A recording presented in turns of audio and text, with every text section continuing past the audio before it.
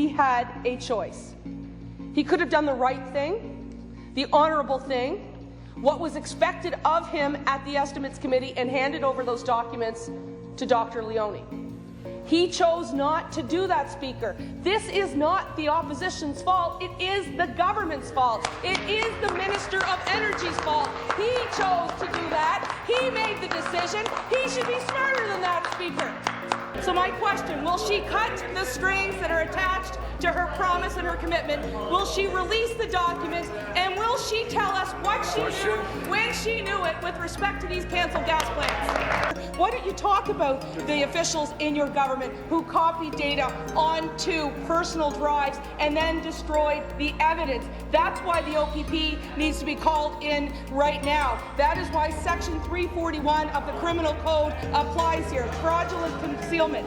Premier, we need a full inquiry now, but we also need the full set of numbers. We know that you have them. We know that you've had them for quite some time. Will you make that known to us today? I appeal to you on behalf of all Ontarians, and in particular the residents of Nepean Carleton.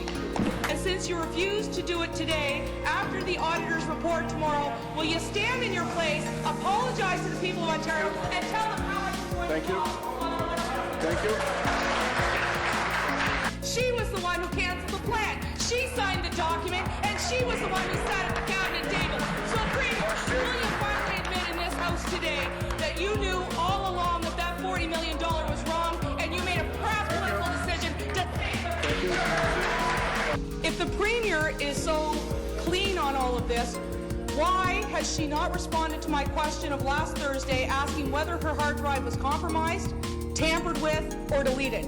She hasn't done that because she either doesn't know or it has been. She needs to come clean. Will your government do it on behalf of the taxpayers of this province? We have a duty.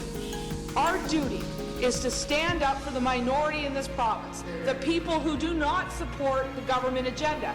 They have a right to be heard as well. And there is an expectation, and I believe a reasonable expectation, placed upon the government to do what is right by the people of this province, regardless of who they voted for in the last election. If you truly want to talk about accountability, if you truly want to talk about transparency, then you would support this motion.